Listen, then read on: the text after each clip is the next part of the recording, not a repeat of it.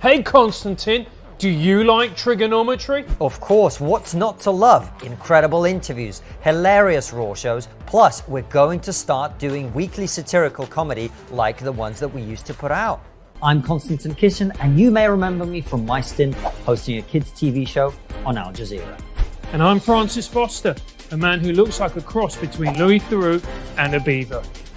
We are going to start doing them, but we need your help. As the show grows, Francis and I are finding it increasingly difficult to stay on top of everything we've got to do. With 2 interviews and 3 raw shows every single week, plus loads of adding on top of that, we've got more work on than Justin Trudeau's makeup artist. Do you miss comedy that's actually funny? Comedy that pulls no punches and isn't all about how we must fight the structures of patriarchal oppression by toxic straight white men. If you want real comedy, you can make that happen.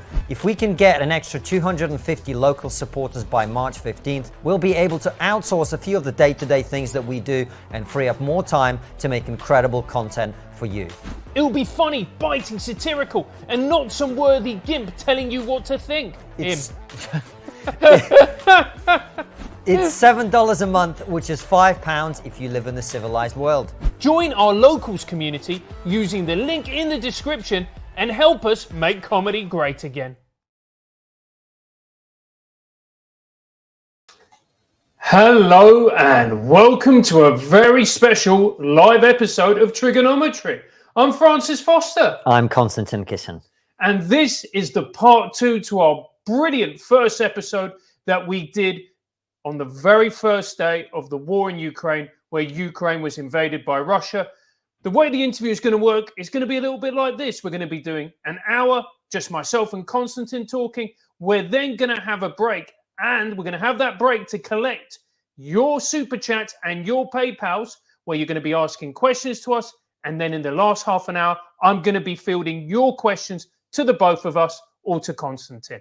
There we go, mate. Welcome back. It's part 2. There's a lot to update everybody on. I've spent the last few days, first of all, I spent the last few days thinking about my own views and behavior and positions on this, but also talking to a lot of people on the ground in Russia, in Ukraine, who are involved in one way or another, but also talking to people who used to be in the Russian government, including my dad, who was a minister in the Russian government, whose job it was to deal with former Soviet countries, including Ukraine.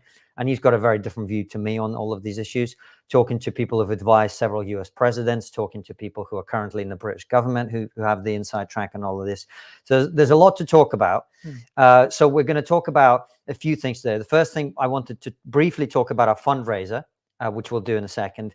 Also wanted to tell everybody what is happening on the ground in Ukraine, because this isn't really being covered. We're seeing, refugees fleeing, we're seeing bombs exploding, but the strategic situation isn't really being properly covered, I think, in the West. I also think another thing that's really not being covered or understood in the West at all is what's happening in Russia. And this is very important in terms of the other stuff we're going to talk about with the fundraiser and all of that. Is everything all right with the sound, guys? Yeah, we're good. And then the final thing I wanted to talk about is we never really got a chance to deal with it. And I think some people would have got the impression that we underestimated or underplayed the importance of the NATO side of things and NATO expansion. Was Russia provoked into this? What is the historical and the broader perspective here? And again, on that, I think there's some important things that we've got to share with people. So with that in mind, let's talk about the fundraiser.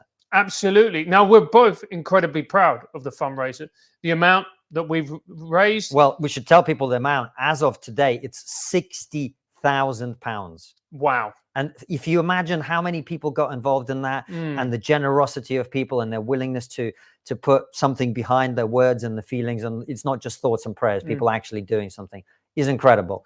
However, as we let people know on locals a few days ago, you and I both, I think, had a few reservations about the fact that this money that we raised initially, and this was my idea and I take full responsibility for it, we originally thought that the best use of that money would be to give it to the military in Ukraine to help the Ukrainians defend their country. And we had some thoughts about it. And on reflection, I don't think that would be the best way to protect people's lives and to help people in Ukraine. And we'll talk about why. And that's really the main reason we wanted to have this discussion. But we want to ask permission of the people who gave us money to allow us to donate that to humanitarian purposes. And if people don't want to do that, that's their money. We'll give it back to them, no problem. So, but let us at least explain why our thinking has changed. Yeah. And I think it's very, very important, because we did have a conversation where it wasn't uncomfortable, but it was a moment of realization from both of us as to what we've done. And it's quite a challenge when you say to hundreds of thousands of people, look, we're raising for this very, very noble cause. And then you have to not roll back on it, but admit that the money is going to be diverted to still a very worthwhile. Well, it's not going to be diverted. If people want their money back, they can get it back. Yeah, but we're offering them an opportunity to donate it to humanitarian causes. So it's going to be given to humanitarian causes as opposed to the military. So, and I'll explain why that is. So the first part of that, before we get into the first part of that, I just wanted to say from my own perspective, it's been quite a couple of weeks for me personally. I've been dealing with the emotion of my family in Ukraine being in this position, my family in Russia also being in a strange position as well, going on Question Time, talking about this on different shows.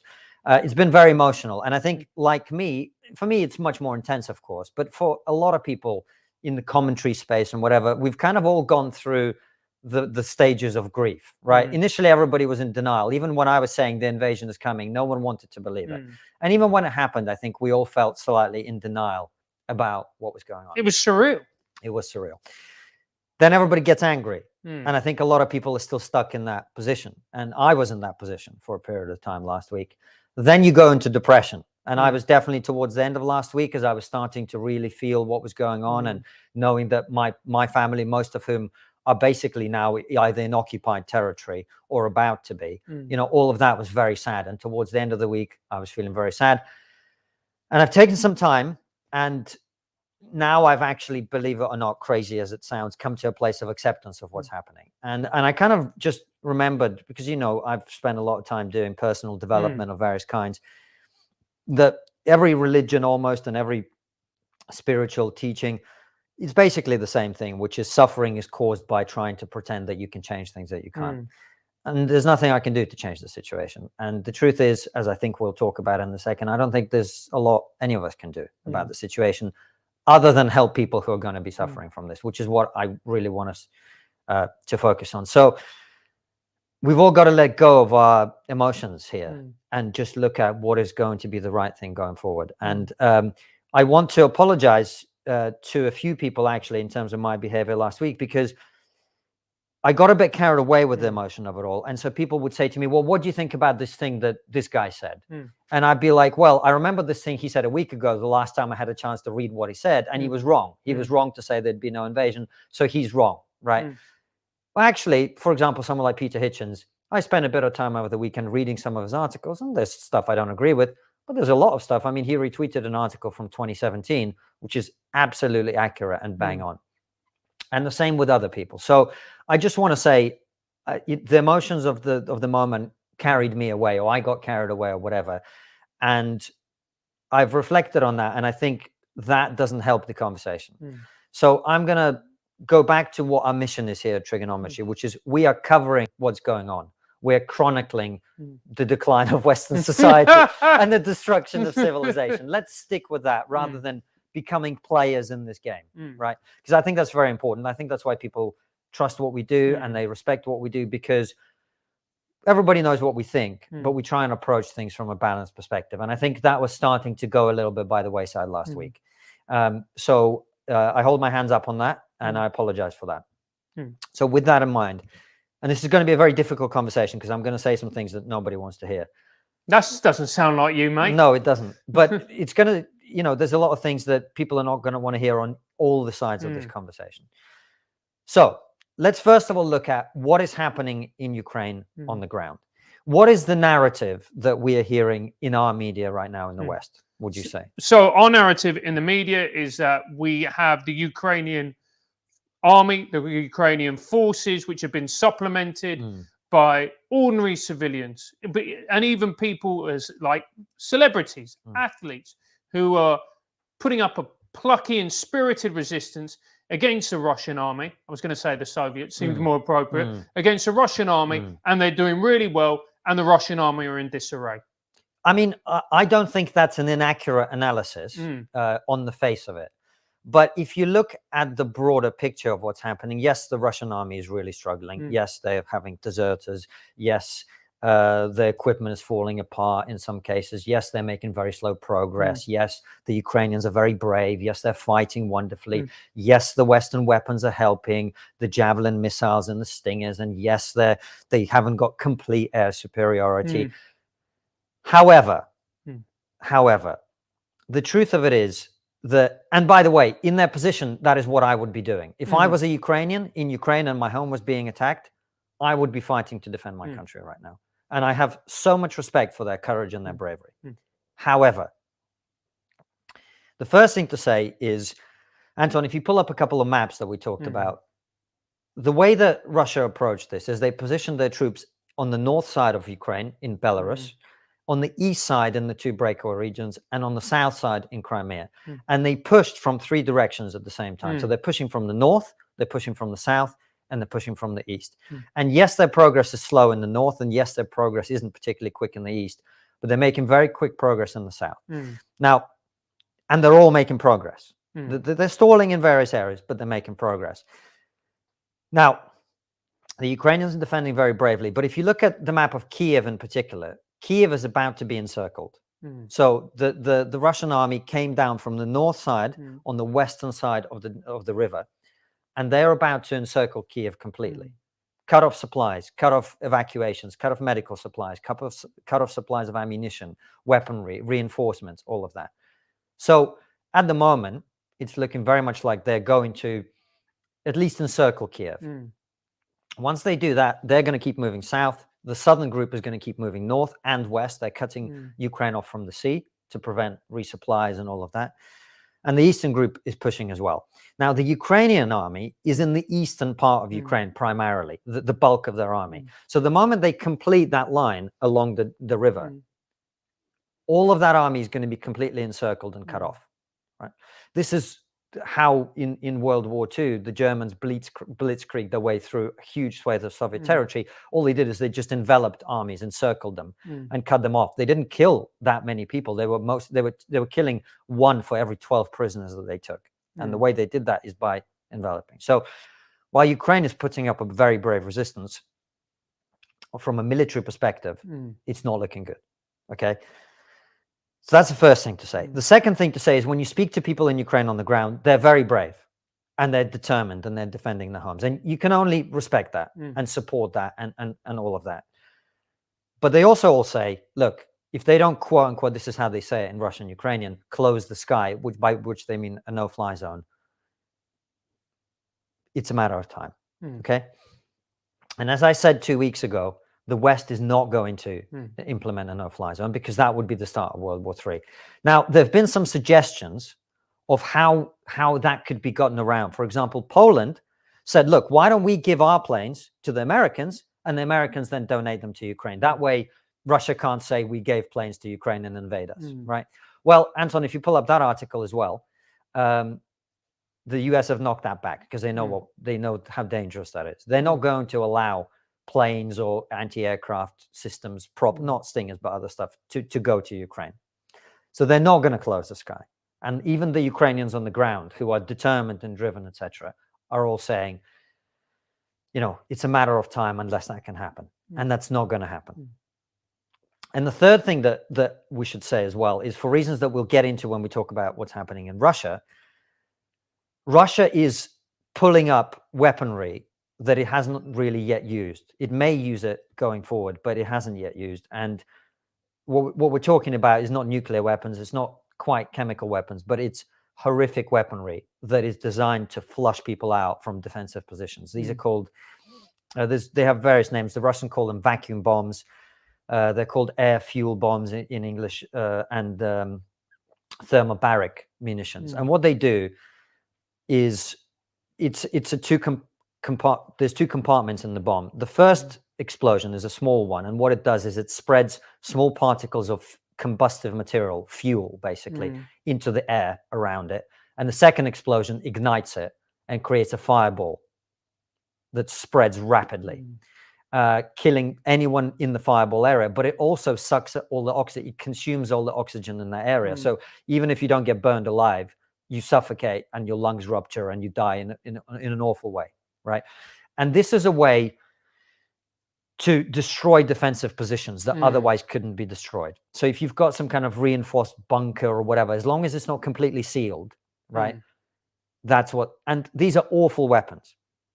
And my concern is the longer this goes on and the longer that Ukrainians are putting up a fight, the more likely it becomes that Russia is going to use heavier and heavier weapons, as they are already starting to do in terms of shelling. Just to interrupt you there, what's the radius of these weapons? If one of these... It depends on the size. It depends on the size. Right, so okay. the Americans use them in Afghanistan to flush people out from caves, or to kill people in caves, really. And they can be as small as a hand grenade, or they can be a huge 42-ton bomb. Wow. And Russia has all of those. So the Americans made one of these bombs called the mother of all bombs. And in response, the Russians made one called the father of all bombs, right? These are horrible weapons. Yeah. And the longer this carries on, is my point, the more likely things like that are going to be used, right? Now, why do I think it's a matter of time? And why am I so convinced that Russia will amplify the level of destruction? You have to look at what's happening in Russia. You have to look at what's happening in Russia. Now, I've spoken to people in Russia of all, and we'll talk about was Russia provoked and is blah, blah, blah. We'll talk about that in a second, but let's just focus on what's actually happening. So I spoke to my aunt, for example, who lives in Armenia. Armenia is a Russia-friendly country in the Caucasus where Russian people would be welcome. And normally there are 3 to 4 flights between Russia and Armenia a day. My aunt said last week, on the day I spoke to her, it would have been Saturday or Sunday, there were 42. Wow. And that's because the people in Russia who are against this are all fleeing. Most of them are fleeing, or many of them are fleeing, and the rest of them are going on small protests, a few thousand at a time, and being arrested. I think at the last count, it's about 6,000 or 8,000 people that have been arrested in Russia for protesting. So the people who are against this are either leaving or making protests that are not going to be effective and being arrested. Okay, Twitter is shut down, Facebook is shut down, all Western social media is shut down, all TV channels that deviate from the official line are shut down and closed, right? And every day on Russian television, they do 3-hour marathons with this guy called Solovyov, who hosts the main show, which is, it's not like Question Time where you get people with different views. Even in the format that, you know, people will say, well, Question Time doesn't really represent blah, blah, blah. Sure. But it's not like that. It's one opinion, right? And it's very powerfully delivered. I felt sick watching it. And what they're saying is there's a genocide happening in Ukraine. Ukraine is run by Nazis, etc., to the point where there's videos now of captured Russian soldiers saying, I'm shocked because I thought there'd be swastikas everywhere. That's what people are being told, and that's what they think. So the Russian media communication strategy is very powerful. They're showing really like emotionally driven clips of refugees fleeing Ukrainian Nazis and all of that, quote unquote. So support for Putin is rising. People are blaming the sanctions and the war on the West primarily. Sure, the people who are against the war feel stronger about the war being wrong, but the vast majority of people are more on Putin's side. And they're building a kind of new, I don't know how to describe it. I think you have to see it for yourself. So we have a little video, and it's in Russian. So I'll just explain very briefly what they're talking about. So they're saying, we are in St. Petersburg, which used to be called Leningrad, a city in which 800,000 people starved to death during World War II because it was cut off from Russia by the Germans. The blockade of Leningrad, as it was known. And they're there in St. Petersburg, and they're saying, do you really think that we here in St. Petersburg, where we starved to death to fight Nazis, and do you think we're going to give up because we don't have dollars and iPhones?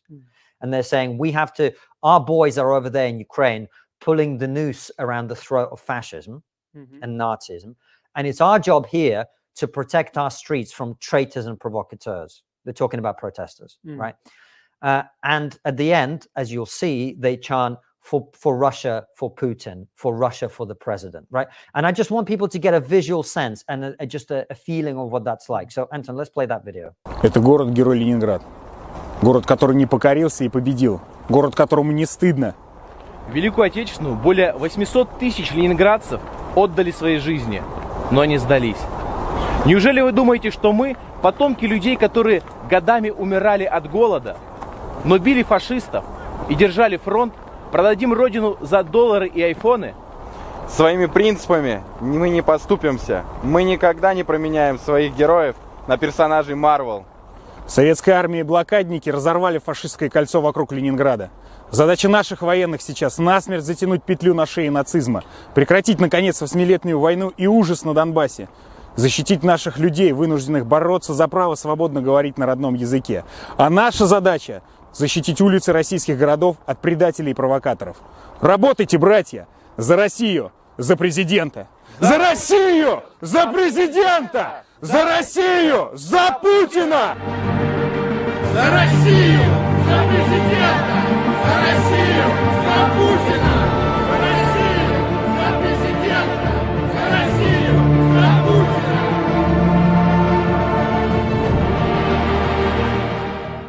There we go, Francis. Now, I've just seen that, and to Western eyes, that looks quite amateurish, dare I say it, and it looks like it's presented by 3 fat grad students at university. Indeed. However, first of all, one of the things that people are asking in the chat is, what does the Z stand for? No one knows. They've invented a new symbol that no one knows what it stands for. Now, because there was a Russian gymnast a couple of days ago yes, on the podium yes, who was roundly criticized for that symbol. so it's a new symbol. Nobody knows what it means. But essentially what they're trying to do is create a new ideology. And the reason I brought up the point at the end where they're shouting for Russia, for Putin, imagine this through the Western eyes.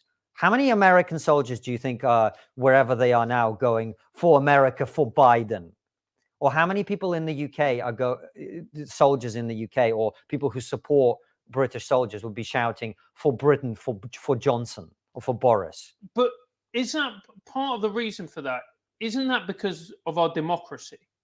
Yes. Well, that's my point. Exactly. Yeah. The point I'm trying to make to you is they are, I'm not saying they've got to the cult of personality stage, but Putin has become not just the president, not someone who is employed by the people to administer the country, but he's now seen as the head of state, like the queen, for queen and country, right?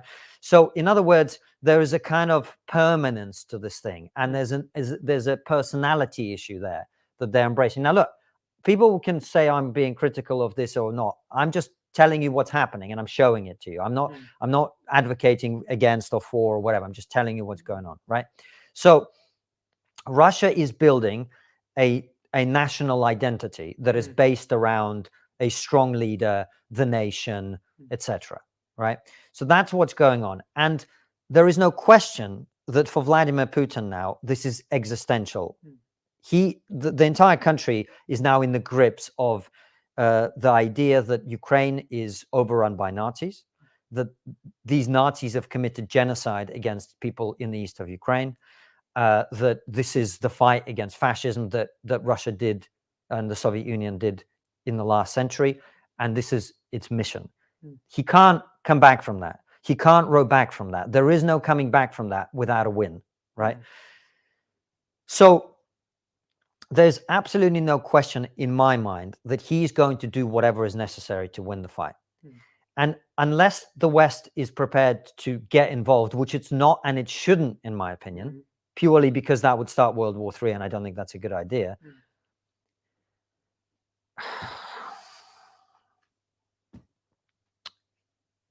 I mean, in my opinion, and I could be wrong, I could be wrong, but in my opinion, the likelihood of Ukraine winning this is very slim. And what's worse about that is, in my opinion, the harder the fight is, the only thing that will change is the number of casualties on both sides. It's not going to change the outcome at this point. Now, I could be wrong, but if that's what I believe, and I honestly believe that, and I say it for the 50th time, I could be wrong, but I do believe that very strongly now, based on the conversations that I've had with people who know what's going on. I'm very uncomfortable at giving what is essentially $100,000 to Ukraine to intensify that fight. Whereas there will be millions of people in Ukraine who are desperately in need of humanitarian aid, supplies, medical equipment, blankets, all that sort of stuff. And that stuff will definitely be useful, and it's definitely not going to hurt anyone, right? Whereas if that money from the fundraiser goes to the military, in my opinion, 99.9%, all it will do is end up killing more people because more people are involved. Now, it's an awful conversation to have. It's an awful conversation, and I don't want to be the person sitting here going, "Oh, we must just let the Ukrainians, or we must force them to surrender." If I was a Ukrainian, or if I was in Ukraine, I'd be fighting for my country too. But as we sit here now, I can't in good conscience give that money to be spent on weapons and whatever. So like I say, if people are okay to trust us on this one and go with the humanitarian aid option, I would be very grateful. I'd be really, really grateful, because we've raised an awful lot of money and that money can do a lot of good. But like I said, if people want their money back because they wanted to go to the military, we'll give it back to them and we'll give them the account to which they can send it. Okay. So that's my ask. That's what I ask of people, to trust us one more time and allow us to give it to humanitarian purposes, if that's okay. If not, please contact us and we'll give you a refund. And I think it's worth reiterating again that this is not a decision that we have taken lightly. No. This isn't something that we gave a 5-minute conversation to. This came after a lot of thought, after a lot of discussion.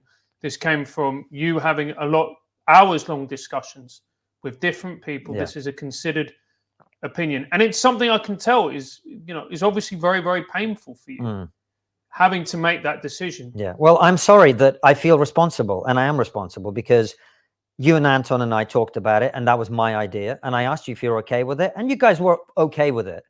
But I think on it was it was a decision initiated by me, and you followed my lead on it, and I feel like I took us down the wrong path, and I feel like I took people down the wrong path, and I didn't know what I didn't know, but it was a mistake, and I regret it. So I ask people to forgive me for that, and to trust me one more time, to trust us one more time. Now, we've talked about what's happening on the ground in Russia and Ukraine. Now, I think there's a historical part that we should talk about here as well. There's one thing that I want to talk about when we're talking about Ukraine, which I think is very interesting and very important. And you described it as a bit of a side issue, but I still feel it's important to talk about it.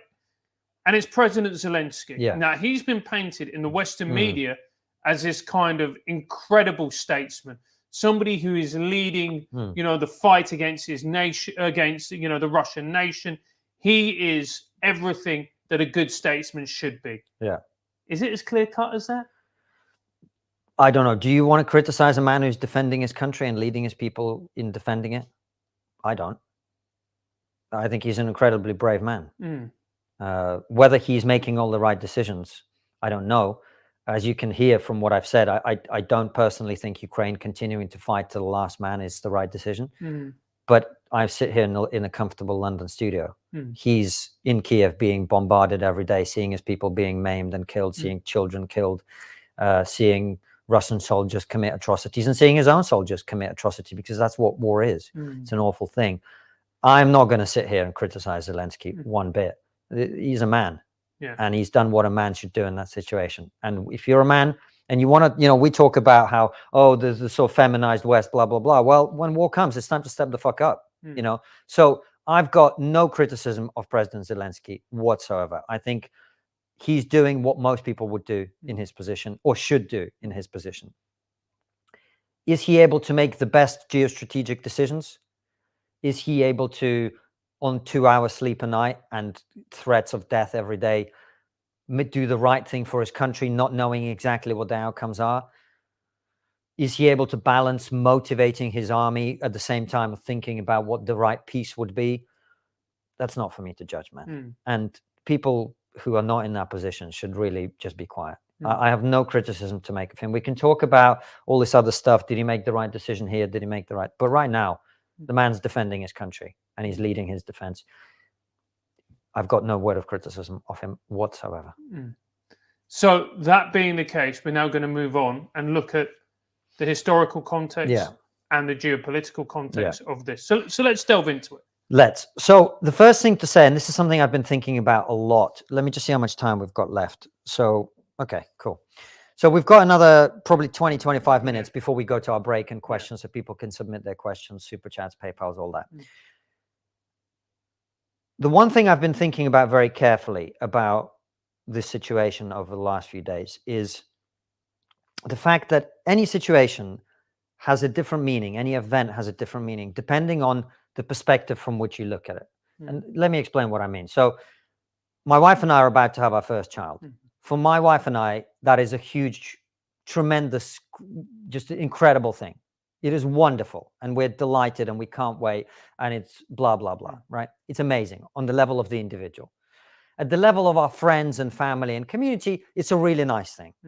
It's lovely, right? But it's not the most important thing that's ever happened in your life, right? It might be the most important thing in mine, but it's not in yours, and certainly in our trigger family and whatever. People are happy about it, but it's not the most important thing in their life. At the level of our nation, it's a statistic. One other baby is born, right? And at the level of the planet, some people might argue it's a bad thing because we're adding to the overpopulation of the world. Some people, I'm not saying I agree with that, but some people might argue. So your perspective determines how you look at things, right? And that's going to be important as we carry on. Now, it's going to take me a little time to set this up, but this is really important. There was a British historian called Arnold Toynbee who wrote a book called A Study of History. And there's a lot of stuff in that people think is not right or whatever, and he's since been, quote unquote, somewhat discredited, and people don't agree with every way that he looked at it. And one of the reasons is that what his conclusions were very dissonant. They were very frustrating to people in the West because his central argument essentially denied Western exceptionalism and denied the idea that Western culture is better than other cultures. But we don't need to get into that, because I'm not even saying what he said is true. I'm just saying it's a useful metaphor for thinking about this whole conflict, because the very basic concept that he came up with was the idea that on the geopolitical stage over historical periods of time, hundreds of years, it is not nations that are actors in that world, but it's civilizations. So think about it in the current context. If Belgium felt very strongly about what's happening in Ukraine, is there much that they could do? Well, they control the EU, so yes. Well, Belgium. I don't think Belgium control the EU, unless you have some information I'm not aware of. Right? Sorry, I've spoken to too many hardline Brexiteers. Point taken. Agreed. Yeah. So Belgium isn't deciding what the Western world does.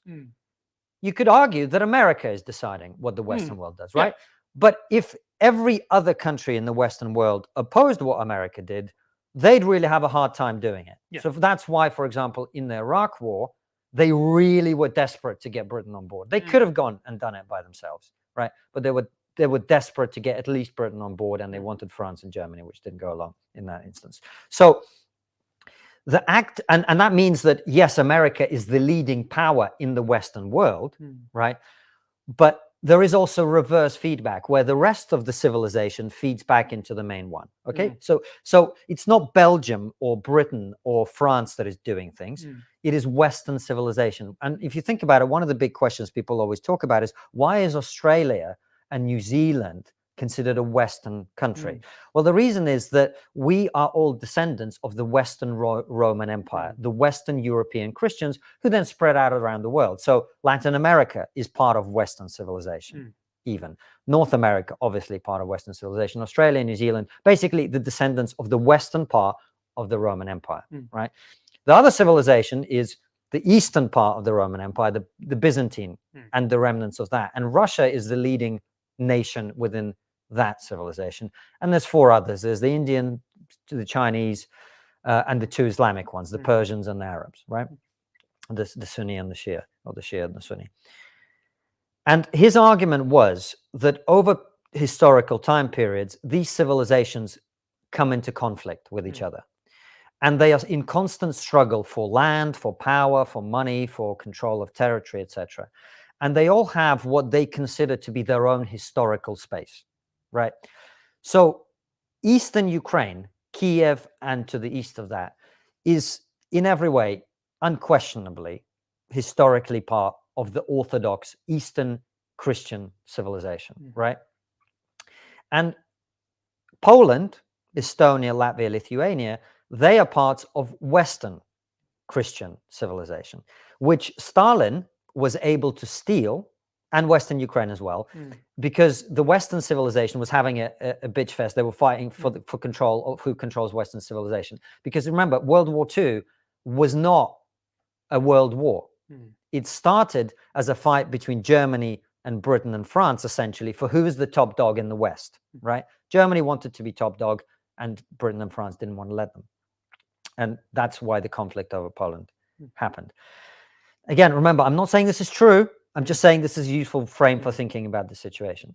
So Hitler was willing to allow the Soviet Union to take Latvia, Estonia, Lithuania, what is now Western Ukraine, and pieces of Poland, in order to allow him complete freedom to deal with the British and with the French. And once he dealt with the British and the French, quite naturally, he went, well, how about we deal with the Eastern civilization, which I also want to enslave and destroy, right? Because this is how great civilizations work. They don't form permanent alliances. They can only be allied for periods of time against someone else, right? So the moment that alliance outlived itself, and particularly there's some evidence that he thought Stalin was about to attack, he began that war. So what does that mean here? Well, NATO expansion, right? We talked about this, and when you asked me last time, I know I came across as somewhat dismissive of the idea that NATO expansion and Western influence in Eastern Europe had contributed to this process. You asked me, do you think that's true? And I said, it's impossible to tell whether this would have still happened, right? And I still agree with that, because we've been living, all of us in the commentary space, I think, in this false dichotomy.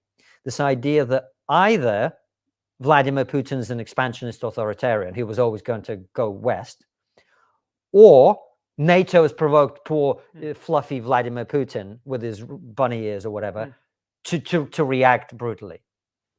Of course, it's perfectly possible for both of those things to be true.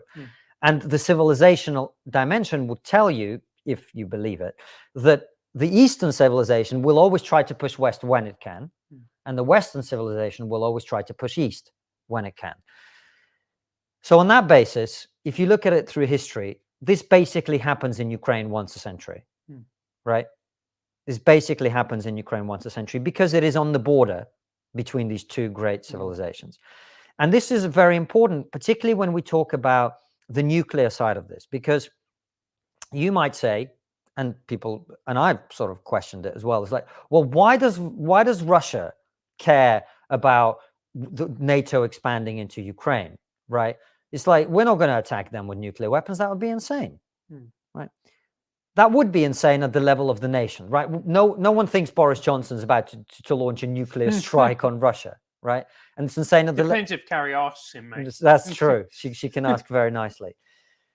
No one thinks that, but the level of civilization and history, you have to look at it on a broader scale and go, look, Russia was invaded by the leader of Western civilization in 1941 in World War II.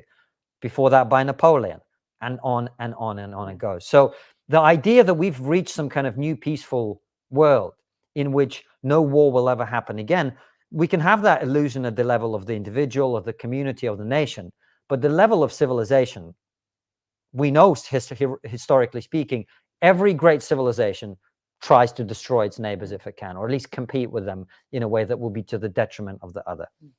And so at that level of abstraction, I mean, if you've got to be thinking it from their point of view, and I'm telling you this because that's how they think about it. I know this. That's how they think about it. If the West had complete dominance and was able to destroy Russia without Russia being able to destroy the West in return, well, they might not launch nuclear weapons, but they'd certainly demand things of Russia that Russia doesn't want to give up. They could bully Russia into doing things. So we are in a new arms race, and we are in a new Cold War, as I said 2 weeks ago. So I think this civilizational analysis kind of helps to understand that tension and that conflict, and why, of course, NATO expansion contributes to Russia being bullish in pushing westwards. Now, I personally do think that a president of a country who's been in power for 23 years, who's destroyed any semblance of democracy, any semblance of the free press, who said that the collapse of the Soviet Union is the greatest geopolitical catastrophe of the 20th century, who's talked about creating the Russian world, etc., he was always going to move west if the West retreated. And think about this. What if NATO wasn't in Latvia, Estonia, Lithuania, Poland, etc.? Right? Do you think he would have just sat on his hands? That's the question that I think people need to ask themselves. So when people, very well-educated people, and people who are making good points, John Meyerheimer, Vladimir Posner, both people I really want us to get on the show, and so do you. When they talk about, well, we've provoked Putin, okay, let's accept that argument. If we were in the internet age in 1938, people would say, well, the Treaty of Versailles provoked Hitler. And just be clear, I'm not saying Putin is Hitler. I'm not saying he has a racial animus. I'm not saying he wants to enslave everybody around the world at all. But he wants control over those territories that used to be part of his world as he sees it. So there's always an explanation of why things are happening. And in any relationship, as you know, both parties are responsible. So I do think we underplayed, when we were talking about it a couple of weeks ago, the NATO angle of this, because I frankly was stuck in the false dichotomy of, well, either it's Putin or it's the West provoking him. It's both, right? So that's kind of what I think has given me this ability to come to acceptance that this was always going to happen. And I don't know that, it could have been avoided. Now, personalities matter, right? Russia could have had a different president. And that president could have resolved this differently. America could have handled this differently. And if it had a different president, President Trump, I don't think this would have happened, even now. Even as far as NATO has provoked Russia, whatever. He would have found some way to negotiate, and also he would have been much scarier for Russia to upset in the situation. So that's where we are. And that's why I think I'm asking people to let us donate this money for humanitarian causes, because Russia cannot, they can't give up. They're not going to stop. They're going to flatten what they need to flatten, because for them, this is existential, this is civilizational. For Putin, it's personal. And the way things are in Russia now, they're not going to give up, man. They're not. The sanctions are only fueling they're emboldening them. Now, look, over a 10-year period, if we keep the sanctions up, yeah, people are going to get pissed off with Putin for what's going on. But they're not going to end this war. So that's my position on it. I don't know if that makes any sense. No, it makes complete sense. I want to talk about sanctions a little bit. Yeah. So there's been some very intelligent people who've been making the point that all you're doing with these sanctions is driving them further, driving Putin further and further into the arms of the CCP. Do you agree with that? Because you're cutting them off with trade from the West. They're going to become isolated. Their only option is going to be trading with the other superpower, who are obviously the Chinese. I don't know enough about that to really say what's going on. I mean, it would seem to me to be a reasonable conclusion, yeah. But it's a worry, isn't it? Because if you isolate Russia, it's what Sun Tzu said. You've got to give them the golden bridge when they retreat. You can't humiliate them. And if you constantly isolate them and you're going to financially cripple them, then eventually that's their only option. Yeah, absolutely. The only thing is, I mean, China, from what I understand, and look, as I said, I don't know much about this, so just take that with a pinch of salt. They've played a very neutral hand on this one. They voted, they abstained in the vote. The Russian TV is full of pro-China stuff right now, so they're desperate to do that. What the Chinese are going to do, we don't know, because the Chinese are a much more natural enemy to Russia than the West is. Well, they share a border. Well, they share a massive border, and the far east of Russia is essentially being slowly taken over by Chinese people. They're just moving there. A lot of the organized crime in the east of Russia is Chinese. I can see you've got a joke in your mind. You sound like a Russian UKIP, mate. Yeah, exactly. Mate. Well, when I used to be a translator, I used to translate a lot of stuff about the migration statistics from that area. There's a very heavy inflow of Chinese labor, Chinese business people into the far east of Russia. So whether China and Russia are going to get along is an interesting question that I don't know enough about to answer, but that's just what I know about it.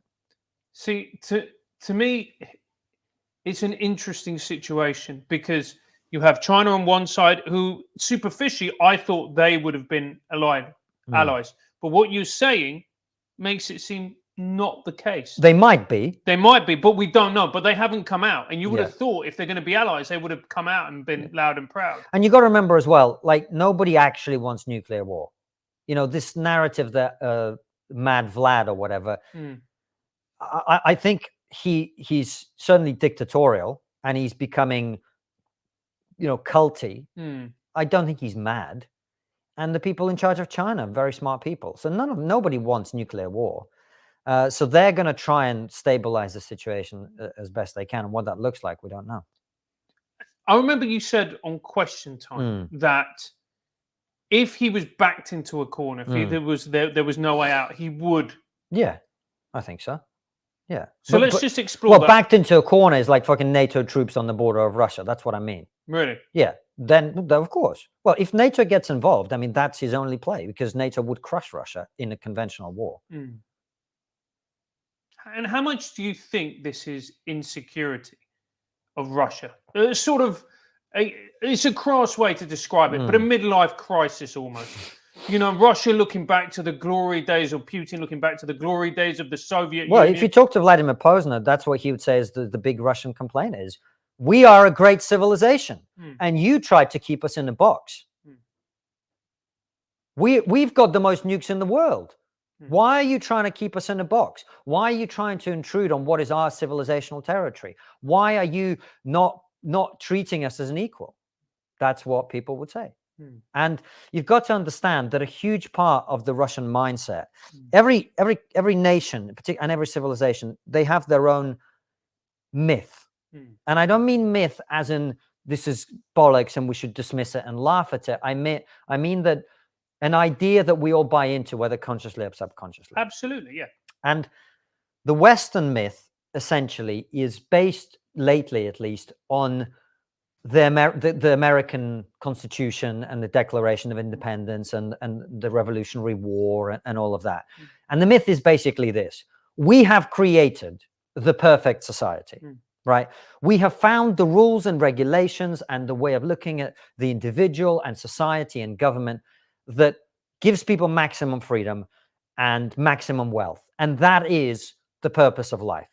And we are now the luckiest, most fortunate, most successful people in the world. The freest people in the world. Freest people in the world. And that's who we are. And that is our myth. And therefore, we must spread this to other people. We must share this beautiful freedom and prosperity with others. That is the Western civilizational myth. The Russian national myth is based on a long history of trying to catch up to the West, right? The Russian national myth is, look, we are just as good as those guys over there, but technologically and in many other ways, we've been behind. And they don't treat us the way we deserve to be treated. And we are strong. We sacrificed 20 million lives to defeat nationalism. We won that war. It was us, right? And the Americans landed right at the end of the war to take some of the glory on the beaches of Normandy. And yeah, they did a little bit. That's the narrative. I'm not saying it's true. And tried to take credit for our success. So yeah, maybe we're a bit backward and maybe we're a bit technologically behind, but we are strong. We are strong. How dare you not treat us as equals? That's the Russian national myth. So these two myths are colliding in a very big way. But it's also as well, you look at the economy in Russia, it's the size of the Italian economy, is that? But this is what I'm saying to you. This is exactly what I'm saying to you. You are doing the Western myth to Russia. You're going, well, you're not very rich. And I'm going, yeah, but I've got 100, however many, 10,000 nuclear weapons. What does it matter how rich I am when I can destroy the whole world? And this is what people don't understand. Russia has enough nuclear weapons that it doesn't need to fire them. If Russia detonated its nuclear weapons in Russia, life on Earth would end.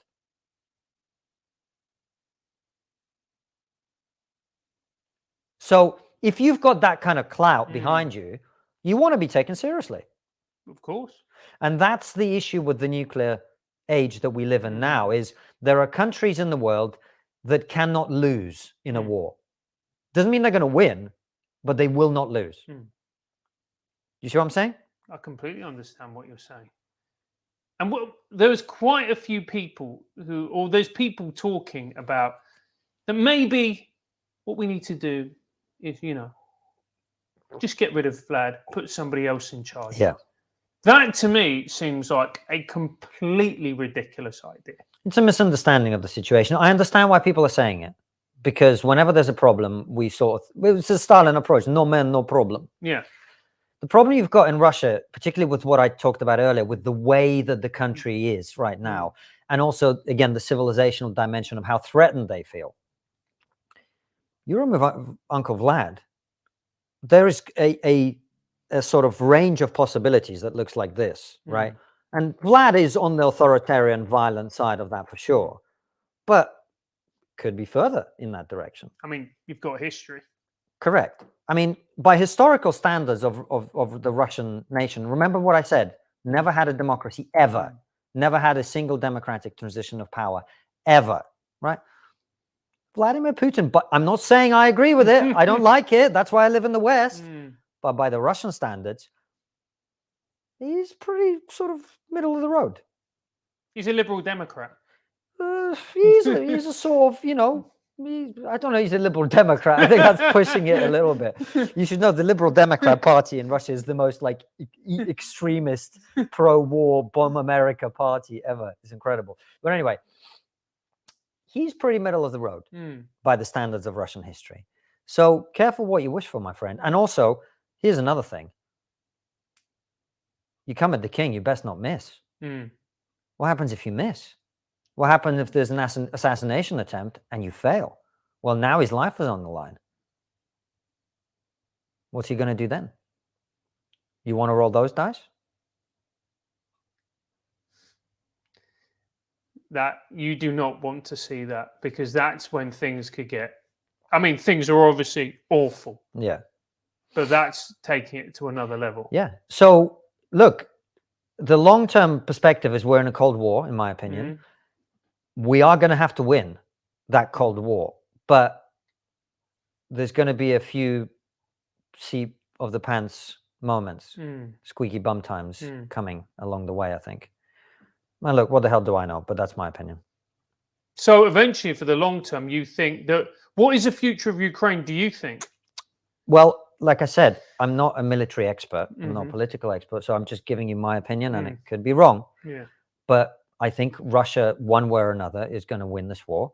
They're going to enforce their demands one way or another. And their demands are to take Crimea, to give independence to the two eastern regions. And the other two is really what all the fuss is about, which is neutral Ukraine. I'm using inverted commas, by which they mean going back to when Russia essentially decided who was the president of Ukraine and what policies they'll have. And by the way, Zelensky may even stay in power. They might keep him as a nominal, president, but it will be the prime minister, a Russian appointed guy, basically, who decides what happens in the country. So a neutral Ukraine, essentially a Ukraine that does everything that Russia wants. And demilitarization, which means basically preventing the Ukrainians from being strong enough to ever fight Russia again, removing NATO weaponry, etc. And what they call denazification, by which they mean basically getting rid of, as we talked about before with Roger Morehouse, there is a historical issue in one part of Ukraine with Ukrainian nationalists who are of the fascist variety. And he wants to deal with those, of course, but really it's just about getting rid of people who've taken a pro-Ukrainian nationalist approach. Some of them will be Nazis, a small percentage, tiny percentage. Like in every country, there are some people who are extremists. And the rest of them will just be people who've been very vocally pro-Ukrainian and against the Russian. And it will mean also changing the cultural direction of Ukraine so that they have Russian-speaking TV, and Russian is taught in schools, and blah, blah, blah, blah, blah. So become more like Belarus, basically. Belarus is a different case because they've got a president for life. It's a little bit different, but yeah, culturally, probably something like that. This is one of the reasons I say that this was always going to happen, because people have been persuaded by commentators in the West to think that, oh, in 2014, there was a coup and then Ukraine took a Western direction. Well, first of all, to say it was a Western-sponsored coup is not accurate. The West was involved, for sure. Ukraine was moving in the Western direction from literally 1991. I remember my own grandfather, who was, I loved him. I loved growing up on his farm in Ukraine, in the Russian part of Ukraine. And he always spoke Russian all the time I knew him. The moment the Soviet Union collapsed, he started speaking Ukrainian. I remember it because he used to piss the hell out of me. It pissed me off because I was like, Granddad, I don't understand a word you're saying. So many people in an independent Ukraine moved in a westwards direction and in a pro-Ukrainian direction, to the point where, like, my wife used to say, like, why are all these people speaking Ukrainian badly when they're Russian speakers? Russian speakers were trying to learn Ukrainian, and they wanted the wealth and the prosperity and the democracy that we have in the West. And think about this. People talk about, oh, there's a Western coup. Well, President Zelensky didn't come to power as a result of a coup. The person who came to power in 2014 as a result of that revolution was, they call it the Revolution of Dignity, was a man called Petro Poroshenko.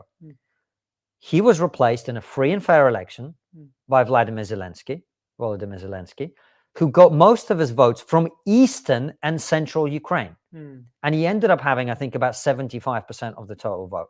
He's a freely elected man in a democracy, a Jewish comedian. So that's why they always talk about all the Nazis are running around in Ukraine.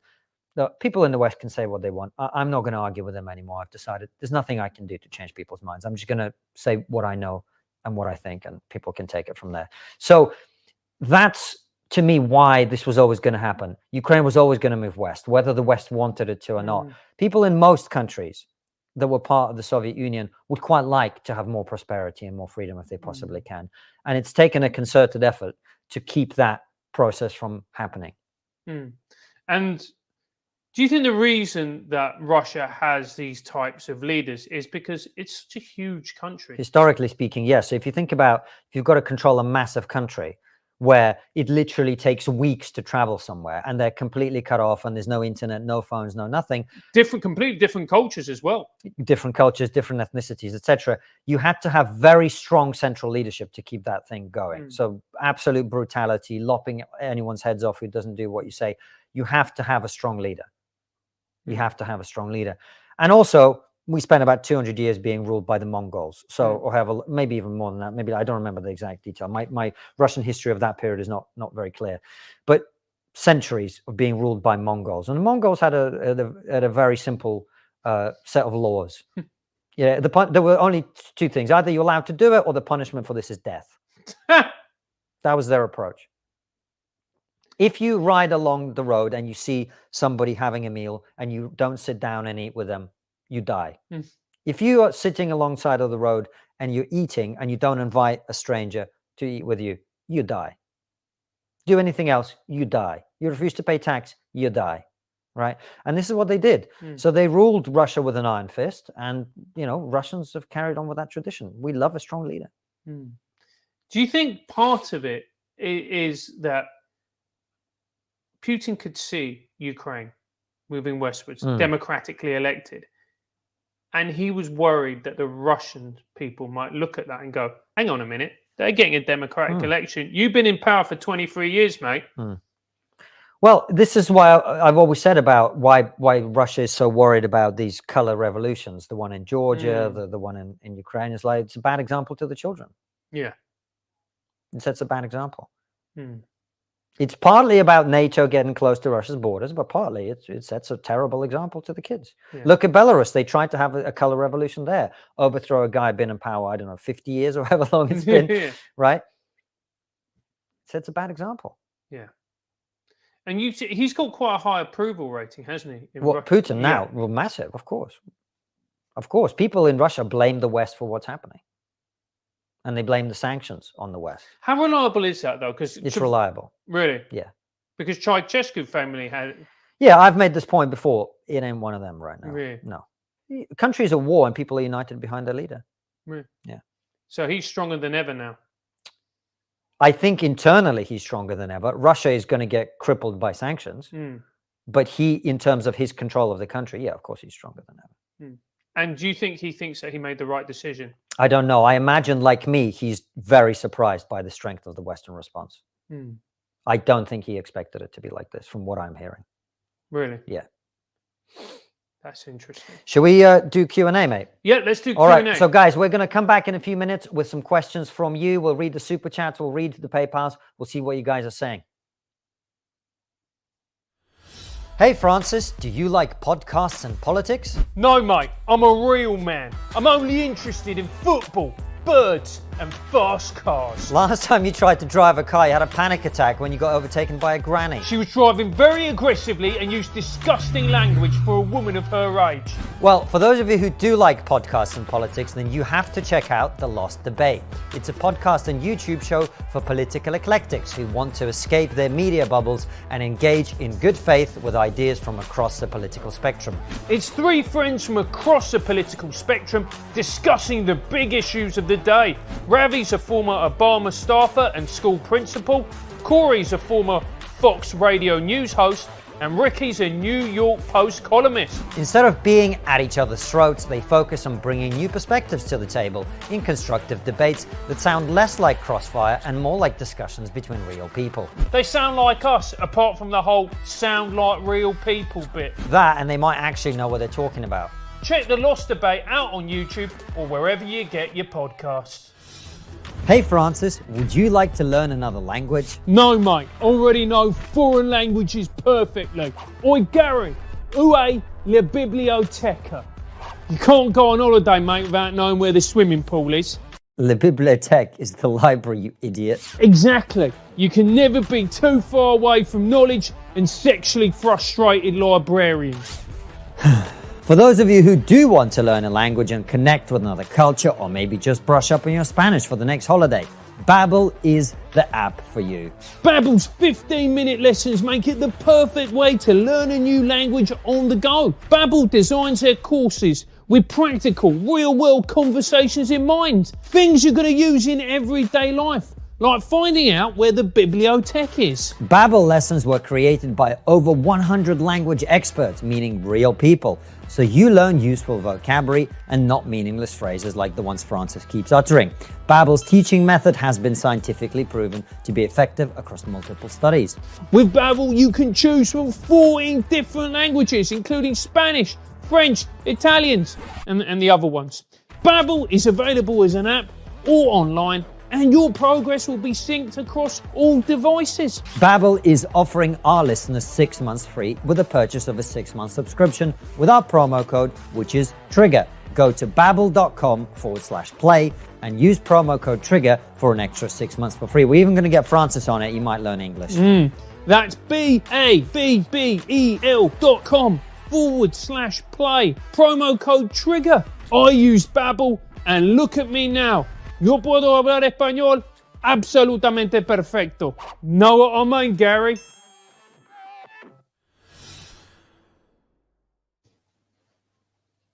Here we go. And welcome back, guys.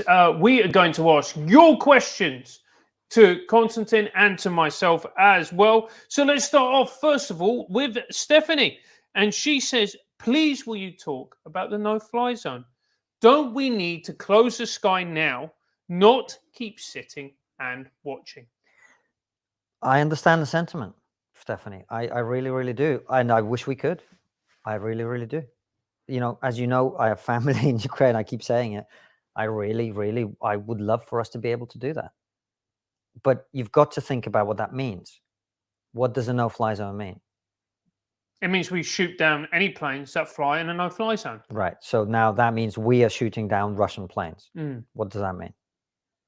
Well, that is an act of hostility. It's an act of war. Yeah. If I'm killing your people, that's an act of war. So then we're in World War III with Russia. And as I said, yes, the West can crush Russia in a conventional war if it really wanted to, after millions and millions of people dying on both sides. But you've got to understand there are some countries, like I said before, that cannot lose a war. And Russia is one of them.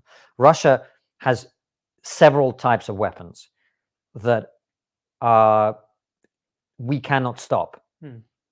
It's developing a nuclear-powered, nuclear-tipped submarine or torpedo, which is gigantic, and it can basically swim underwater. It can not swim. It can move underwater faster than it can be intercepted, and attack coastal cities like Los Angeles, New York, etc. And there's nothing we can do to stop it. It has hypersonic missiles that no anti-aircraft system can intercept. So if Russia wants to destroy the West, it can. And if the West wants to destroy Russia, it can. So if you want to get involved in World War III, that's how it's going to end. Mm. So my heart bleeds for Ukraine, and I wish we could do something to help. And every Ukrainian I speak to says, please, we need to close the sky. But I mean, we can't kill everybody in the world. I mean, I sometimes feel like doing it, but for entirely different reasons. Yeah. Well, thank you, Stephanie. So let's talk about this. Let's talk about a question from Dan McBean. He goes, when Ukraine is inverted commas defeated, what are the chances of a long-running, ongoing insurgent war against Russian targets supported by the West? I think it's high, based on the conversations that I've had, because of how brave and courageous and spirited the Ukrainians are. And that's my concern with the war running longer and longer. What you're going to have is more atrocities on both sides. You're going to see that more and more people go beyond the point of no return. In terms of how they feel. They've seen their family members killed. They've seen their cities destroyed. And that will only mean that that horror continues. I think that's very likely. And I think the longer the war goes on, the worse that partisan war or insurgency or whatever you want to call it will be, which is one of the reasons I'm not sure extending it is a good thing. That is the worry, isn't it? That Putin will then take over, and then what will eventually happen is that there'll be just a permanent guerrilla war. Well, it won't be permanent. But look, if this was Adolf Hitler who wanted to enslave Ukrainians and exterminate some racial minority and whatever, we'd be having and it was a non-nuclear age, we'd be having a very different conversation right now, right? But I don't think we can start a nuclear war for someone who wants to control some territory. Now, this sounds awful. I say again, my heart bleeds for Ukraine. I want to do everything I can to support people there. That's why we raised a ton of money. That's why I've gone on TV and blah, blah, blah. I want to do everything I can. I'm just being very honest with people, as I always try to be, about what I see, based on conversations that I've had, based on the military situation, based on what's happening in Ukraine, based on what's happening in Russia. If that makes me an appeaser, I guess I'm an appeaser. I don't know. I don't know what to say. It's just, I'm torn. But the practical reality is this: we can't start World War III. And you think in the nuclear age, and creating a no-fly zone would do that. Okay. Here's a question from XZ Born. He goes, what's the difference between American billionaires and Russian oligarchs? Which is a good question. Yeah, I think Russian oligarchs, well, it depends what you mean, Russian oligarchs or Russian and Ukrainian oligarchs. So Russian oligarchs are, at this point, essentially an appointed position. You don't rise to the position of billionaire. You get appointed to it by Vladimir Putin. So the people who are billionaires in Russia now are people who he is handpicked to be billionaires. And the people who used to be billionaires that he didn't like, either in prison or dead or in exile, right? So billionaire it's like head of the civil service or whatever. It's like the leader of the country appoints them. In Ukraine, it's different. In Ukraine, they have a tremendous amount of influence on the country and the power and the way the country is governed. American billionaires, I imagine that American billionaires, other than the owners of the big tech companies, have far less influence on what happens in American politics than they do in Russia or Ukraine, particularly in Ukraine. Well, thank you. That was a great answer. Tiffany Richardson asks, how are we going to convince anyone to give up their nukes in exchange for, inverted commas, our protection ever again after this? Well, if you're a leader of any country that has nuclear weapons now, because the reason she's asking this question is in 1994, Russia and the Western countries signed the Budapest Memorandum, in which Ukraine agreed to give up its nuclear weapons in exchange for guarantees of Western protection and of Russian protection, right? So everybody said, look, just give away your nukes and then we'll protect you. That way, this country, which is quite unstable and not clear politically, blah, blah, doesn't have nukes. Well, if Ukraine had nukes, this invasion wouldn't be happening, right? So how are you going to convince? Well, that's why everyone wants a nuclear bomb. Because it's the one way you guarantee you don't get invaded. Good point. Fodsax asks, when the Soviet Union broke up and they actually had a reasonable man as leader, was there more we could and should have done to bring Russia further in from the cold? People will argue that. I remember as a kid growing up in Moscow eating American donated humanitarian aid, right? America did try to help. What America didn't want to do, and this is something Posner talks about with the Wolford's doctrine, America didn't want Russia to become a competitor. And so it tried to keep Russia in the box. What would have happened if Russia hadn't been kept in a box? Well, no one knows the answer to that question. One possibility is we'd be living in peace and prosperity and friendship and whatever. The other possibility is Russia would have gone back, raised itself and gone, oh, look, well, why is Estonia, Latvia, Lithuania, Poland, why aren't they part of our sphere of influence anymore? Right? And if NATO wasn't there to protect those countries, that could well be the case now, right? Because the loss of the Warsaw Pact countries was very painful for the Soviet Union. It was a very painful thing for the civilizational identity. But they were sort of willing to give it up because traditionally speaking, those countries were part of Western Christian civilization. That's why. Okay. Katie Kaling has asked, what do you think the best outcome the Ukrainian people, as well as the West, can hope for at this point? Look, again, I need to preface everything by saying I'm not an expert. I don't know, but here's my opinion, right? Based on the conversations that I've had and what I understand. I think the best outcome is basically what's on the table for Ukraine now, sadly. And that is they've put up a great fight. They've shown that it's not going to be easy. Maybe the Russians will take Kiev and then they'll surrender. I don't know. But it's basically going to be Russia taking Crimea, independence for the two eastern regions, and a cultural redirecting of Ukraine eastwards towards Russia and the sort of permanent puppet Russian government. What can I say? I mean, that I don't see a better outcome. The reason that I don't see a better outcome is, you know, that I don't see how you're going to get Russia to give up on those ambitions, especially now, when yes, they're taking great casualties. Yes, the economy is taking great damage, but they are making progress. And they, you know, it's only been 2 weeks, man. And they're making progress towards what they're trying to do, which is encircle the army, take the big cities. Once they do that, yeah, you can have an insurgency, but what's that going to change? Do you think it's made the West look impotent?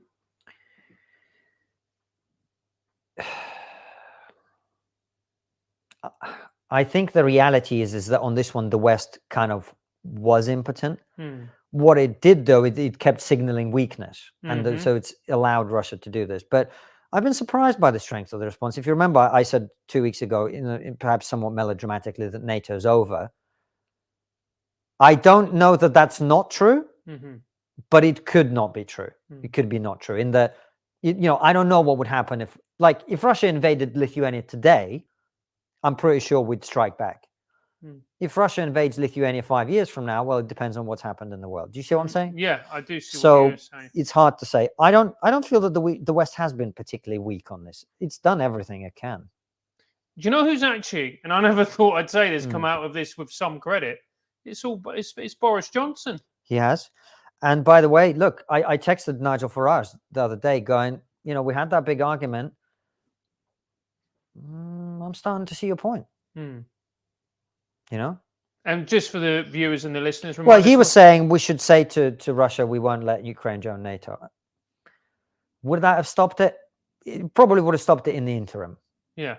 But then you end up in the same thing where Russia basically then takes over Ukraine, either culturally or otherwise.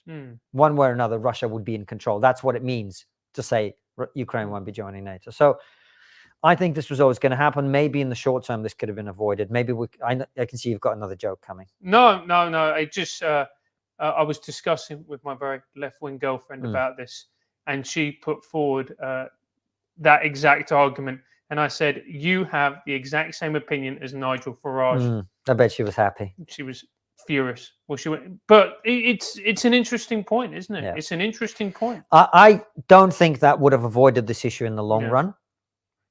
Do you think it was inevitable, really? The moment the nukes were given up, the moment they didn't become part of NATO, Ukraine's fate was sealed. I know it's a horrible question to ask. Yeah, I do, because for the reasons that I told you, because the people of Ukraine wanted to move west. It's not the CIA didn't manipulate them into doing that, right?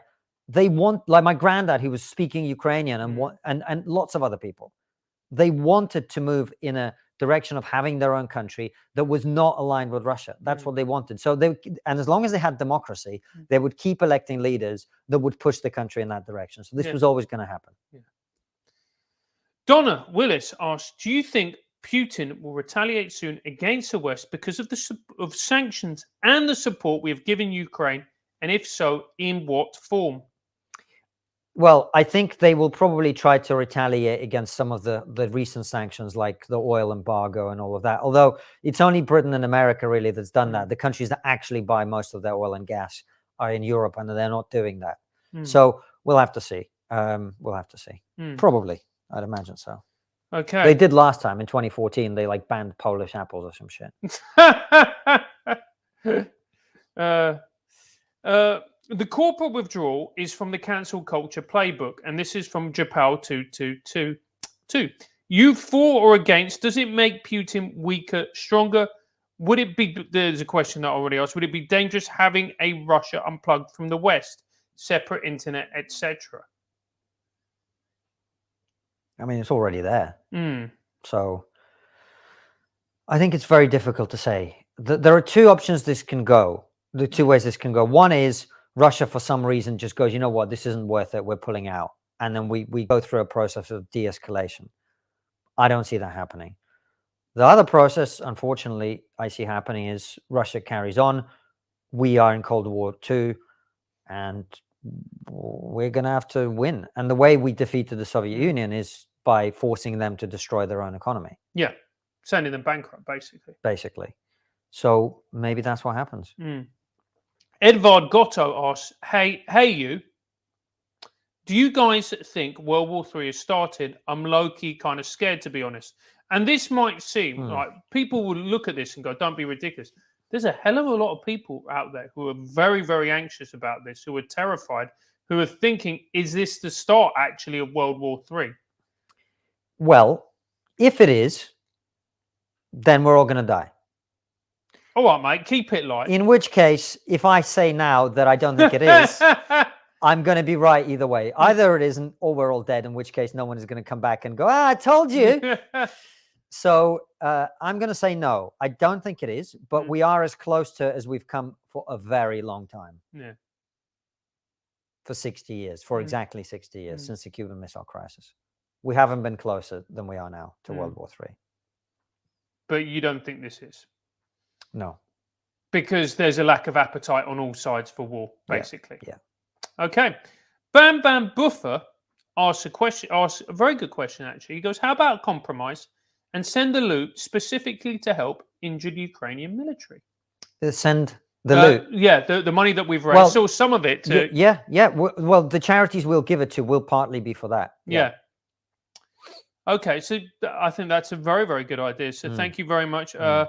Bam Bam Buffer. Peter Ryan has sent one. I don't know how true it is. There might be a rumor that you've heard from your family in Russia. He goes, there have been some reports that Uncle Vlad has cancer. Big if true. There's nothing more terrifying than a man with nothing to lose. Is that a rumor that is going around Russia, or is that... I haven't heard that. Okay. Hugh M. Bean goes, it sounds like you've given up on Ukraine. I realize Putin will probably take it, but I thought making it as hard as possible was the best option for everyone in the long term. Open to your thoughts. Yeah, I'm open to your thoughts, Hugh. Why is that better for everyone in the long term? My concern at this point is protecting life, right? I think that's your concern as well, Francis. Yeah. Right? People are going to die. We want the smallest number of people to die possible. And we want people not to be injured, and we want people not to starve to death, and we want people not to live in cities that are cut off from electricity and water and all of that. So my view is, from a long-term perspective, the best way to prevent loss of life is for this war to end. Now, I haven't given up on Ukraine. Like I said, if I was in Ukraine, I'd be fighting right now. I would be. I would be fighting to defend it. Because that's what you do when enemies come to attack your home. That's what you do. But at the level of the nation, that analysis makes sense. but on a broader scale, I don't see what good will come from it. Like I said, Kiev is about to be encircled. The Ukrainian army is probably going to be encircled. This war, Russia's going to win. And if that doesn't happen, all that's going to happen is they're going to start using these horrible weapons and bombing people. That's the thing that actually changed my mind completely. Yeah. The knowledge that they would have no compunction in using the most Well, they're bringing them up right now. Yeah, vicious, vile weaponry. Yeah. To wipe out whole cities like the Allies did with Dresden, like the Germans did with Coventry. I don't think they would do that unless they really, really, really, really had to, which is why I'm saying I don't want to contribute to them feeling like they really, really have to. Yeah. Yeah. But if they really had to, they would do it. Yeah. Mikhail Shatka says, Russia can't build a mobile phone or a car that is decent. So I would not bet that they have weapons that can't be intercepted. They do have weapons that can't be intercepted. So he goes, but he also adds, Putin will not stop at Ukraine. Well, that is an interesting argument, which is one that I've made myself. Yeah. I think after everything that's happened now, I think he will think very, very carefully about doing anything like this. And you've got to remember as well, we don't know where the border of NATO is going to end up. It could be that Western Ukraine splits off and joins NATO and the border is there. And I don't think he would attack NATO at this point. Because at this point, we would strike back. And then we're in World War III. Well, he started World War III, yeah. What are you going to do? What? So you don't think he would invade Lithuania? Or At this point, no, I don't. I don't. What the hell do I know? Imagine we do part 3. No, I'm not even going to go there. No. Well, I'm very comfortable making all these predictions because, like I say, if I'm wrong, then we're all dead. Who gives a shit? Who would have believed we went from Brexit to a nuclear winter in 6 years? I don't know which is worse, mate. Brexit was very painful. Depends if you ask some Remainers. I think they prefer nuclear winter over Brexit. That's what I mean. Anyway, Silas Larson says, can you see Russia ever having relations with other nations that are collegial and somewhat equal? They only kind of do this with 1 to 2 great powers. Well, this is the point I was when we were talking about civilizations. Really, great civilizations only form temporary alliances with other great civilizations. Yeah. Right. The Chinese and Russians may ally together against the West for a period of time, or the Chinese and the West may ally against Russia, or Russia and the West may ally against China. Those, but not permanently. There are no permanent alliances. There are only permanent interests. Okay, let's talk about China for a bit because with the first interview we were talking great about food, great people, right? But the first interview, we kind of thought, hang on, are the Chinese going to see this as an opportunity to take Taiwan? They've been interesting. We've touched on it in the earlier part of the interview. I don't think it's as clear with them anymore. No, I don't. I would say that so far I've been wrong about that. Yeah. So far I've been wrong about that. And you think it's the strength of the West pushing back? I don't know enough about it, but certainly the Western response has surprised me. Yeah. Yeah. Okay. I mean, we're going to ask this question because look. Ask provocative ones. Yeah. There are. This is a provocative question, which is. And it's from Anton, and it's 400 rubles. So Anton, I don't know if you've got. Hey, Anton, I didn't know you had rubles, mate. Well done. Yeah, you can get whatever you want in Liverpool nowadays. He went to KK. Doesn't it strike you as a completely staged, government-backed event? What? He was talking about that video, maybe. That video? Yeah, the video. No, that there's been a movement in Russia for a very long time in order to create these. They have these youth camps where people go. It's called Nashi or whatever, and they're trying to inculcate in young people this way of looking at patriotism. You know, country, president, Putin. Like that's been going on for a while. So of course it's staged by the government. I'm not saying these people voluntarily went out there and did a video. I'm saying it reflects some of the mood of what's going on. And it corresponds to the conversations that I've had with people in Russia.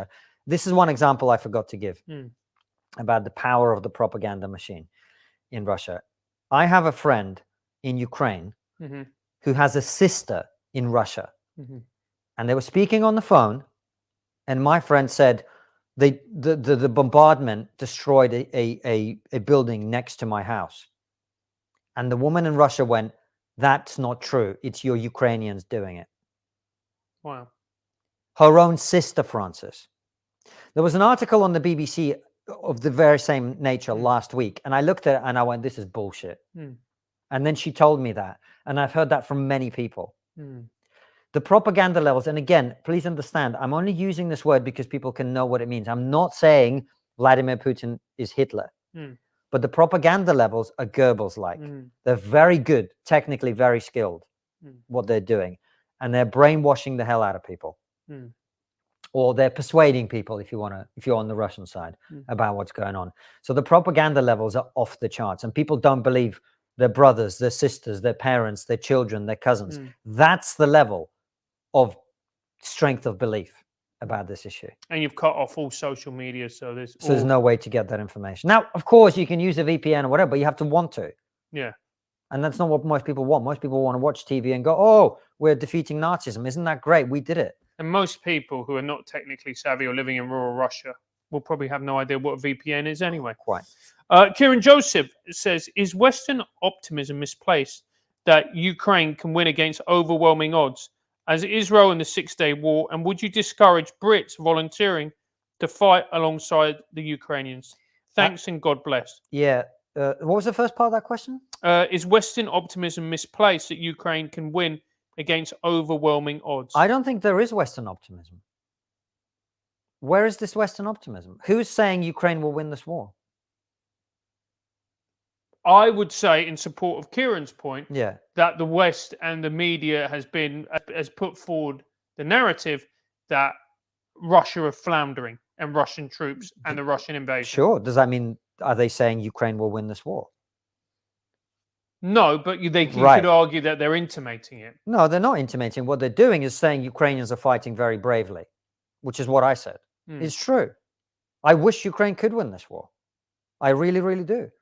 But I don't know it. Like, as you know, on Question Time, I was there with a few politicians and we had a bit of a chat backstage. You know, I don't want to share private conversations, but I think it's an exaggeration to say that people in charge in the West think optimistically about the situation. The people who make decisions and who understand what's going on, they don't think that at all. What they say is it's going to get really bad. There's going to be an awful lot of civilian casualties. Blah, blah, blah. Yeah. They just can't be seen to back out. And I know that I'll take a lot of flack for saying what I'm saying. Yeah. There was a second part to this question about volunteering. Yes. And so, I think it was Liz Truss who said that British people were welcome to go over to Ukraine and volunteer. And I think this is a very important part to this question. What say you to this? Well, when I heard that news initially, I don't know why, I can't explain why, but I was instinctively very concerned about that. I don't know that we want thousands of British people to go over and fight in a war. That, again, I say, I don't think is going to be likely to be successful and then come back. And we had one half of Resin Peasant here who's been in wars. And this is the point he made, is, man, these people are going to come back scarred. They're going to come back angry. They're going to come back disillusioned. And they're going to be trained in violence and using weaponry. And he also made another point as well, that if you're a civilian going up against trained military, they're going to make mincemeat out of you. Yeah. And also, you know, the head of the armed forces in the UK said, please don't go, especially, and to armed forces, he said, it's against the law. You mustn't go. Right. So I thought that was, I didn't think that was a good decision, personally. No, I would agree with you. I thought it was ridiculous by Liz Truss. Tim G63 says, do you think Vlad can be placated once he can connect Russia with a warm water port, as was detailed in Prisoners of Geography? Don't know enough about it to say. I think, like I said, his goals are at this point in time independence for the two republics, Crimea, which he already has, and then basically turning Ukraine around and making it a Russian puppet. Okay. Let's have Stuart C asks, you said give them a bloody nose to bring him to the table before. Yeah. If you can't do that now, what will be a satisfying land grab for Vlad to stop? Well, I kind of said it already. I think Ukraine did give him bloody nose. That's why I was advocating it last week. But I just think last week there could have been a possibility that the Russian army would be so bad and the Ukrainian anti-air force would be so good and blah, blah, blah, blah, blah, that, Russia just wouldn't be able to do anything. I don't think that's the case anymore. Okay. I just don't. So that's why in the land grab we've just talked about, Crimea, eastern regions, turning Ukraine to a Russian puppet. Dr. Zoidberg asks, outside of Putin himself, are there any Russian assets that you think could be targeted through clandestine operations that would hurt Russia significantly enough to undermine their effort in Ukraine, or their efforts in Ukraine, I should say? I don't know, but I'm not aware of any such asset. And I remind you of the conversation we had about attempting to get rid of Putin. It might not lead to the outcome that you want. I think we've just done half an hour. Well, we have indeed. Should we take a couple more questions before we go? Okay. So, by the way, Francis, Anton, let me just have this camera quickly, guys. So, for those of you who are joining late or didn't hear the part of it, we raised a ridiculous amount of money, £60,000 for Ukraine. And we wanted to ask your permission, based on the conversation we've had today, to give it to humanitarian purposes. Now, if you feel very, very strongly that you want your money to go to the military, in that case, please contact us and we'll refund you and you can send it yourself. But I would ask that you allow us, if you don't mind, to send it for humanitarian purposes, to save life, to protect people, to help veterans recover, to protect civilians, all of that. And we'll find some really good charities that are verifiable, that are legit, in order to do that. We already have a couple on the list. So we're just going to wait for any of you who want to come back and maybe don't want your money to go there. And probably tomorrow we'll make those donations. So please do that if you're up for that. And SUC asks, how mainstream is Nazism in Ukraine, and has Zelensky made efforts to reduce their influence? It's not mainstream at all. We talked about with Roger Morehouse. There is a small historical section of Western Ukraine that wasn't actually part of Ukraine until World War II, in which there was a very strong Ukrainian nationalist movement. It was a tiny percentage of the population, even in that region. But during World War II, the Germans essentially let them do their thing. And they spent most of the war killing Russian partisans and massacring in the most brutal way, probably more brutally even than Germans, massacring the local Polish and Jewish populations. They're not a huge part or massively influential at all. There is one battalion that is full of these cunts. And like Roger said, if this country was under attack, I don't think many people would give a shit that Tommy Robinson was leading a platoon of people to defend the country. It's kind of like that. Now, I do think the Ukrainian government, after 2014, when they felt attacked, which they were attacked by Russia, they took a more pro-nationalist route. And in doing so, started to, make sure that only Ukrainian was spoken on TV. And they were looking for national heroes. And because of the history of Ukraine, they don't really have many. And one of them was Stepan Bandera, who was a fascist. There's no question about it. If you read the documents of his organization, O1, the Organization of Ukrainian Nationalists, they were absolutely fascist and they wanted to work together with Nazis. And he was made, this is going to sound awful, because it is awful, he was made a national hero of Ukraine because he was perceived to have been fighting the evil Soviets, blah, blah, blah. I think that was a terrible mistake. But it's not a mainstream movement at all in Ukraine. That's why, like I said, Russian POWs are going, whoa, we were expecting swastikas to be over. Just remember, this is a country that elected a Jewish comedian president, right? It's not a Nazi country. And Cuckoo says, KK, are you not being defeatist? It's been 14 days since the start of war. Letting a bully have his way without pushback because you talk to some people. I think that's, it might be, if I was watching this, it might be the criticism that I would make. I don't I don't disagree. Maybe that's true. I don't know, but that's my opinion. That's all I can say. It's been 14 days of war. The question is there a route for Ukraine to come back? Yeah. I don't see it. I don't see it. Let's not end on that. No, let's not end on that. Anton, with another 400 rubles, says China doesn't have friends, only interests. Mate, stick to just doing the camera and the sound, exactly, please. mate. Let's get that camera focused up, all right, mate? No, every great civilization doesn't have friends, only interests. That's how it works. Yeah. We've sort of asked this, but I feel it's more.